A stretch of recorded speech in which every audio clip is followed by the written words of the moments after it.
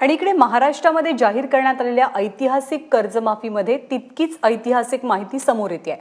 कारण कर्जमाफीच्या लाभार्थ्यांमध्ये चक्क मुंबईतल्या काही रहिवाशांचा समावेश असल्याचं निष्पन्न होत आहे। काल रात्री मुख्यमंत्री देवेंद्र फडणवीस यांनी ट्विट करून जिल्हानिहाय लाभार्थ्यांची यादी जारी केली, पण त्यामध्ये मुंबई शहरातल्या 694 आणि मुंबई उपनगरातल्या 119 शेतकऱ्यांचा समावेश आहे। त्यामुळे मुंबईमध्ये अशी शेती करून थकबाकी असलेले शेतकरी नेमके कोण आहेत असा सवाल समोर येतोय। मुख्यमंत्र्यांनी केलेल्या ट्विटनुसार सर्वाधिक लाभार्थी हे बुलढाण्यामधले असून त्यापाठोपाठ यवतमाळ आणि अहमदनगरमधल्या शेतकऱ्यांना या कर्जमाफीचा लाभ मिळणार आहे।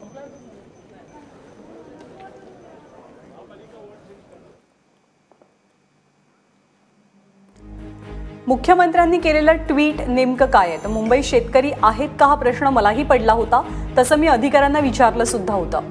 आता जाहीर केलेली यादी प्रस्तावित लाभार्थ्यांची आहे। प्रत्येक शेतकऱ्याच्या कर्जाची चौकशी करूनच कर्जमाफी दिली जाईल। मुंबई आणि उपनगरातील शेतकऱ्यांची जमीन मुंबई लगत असण्याची शक्यता आहे असं मुख्यमंत्र्यांनी म्हटलंय।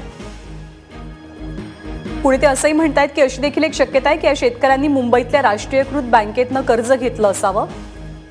कर्जमाफी करताना प्रत्यक्ष चौकशीत सर्व गोष्टी स्पष्ट होतील।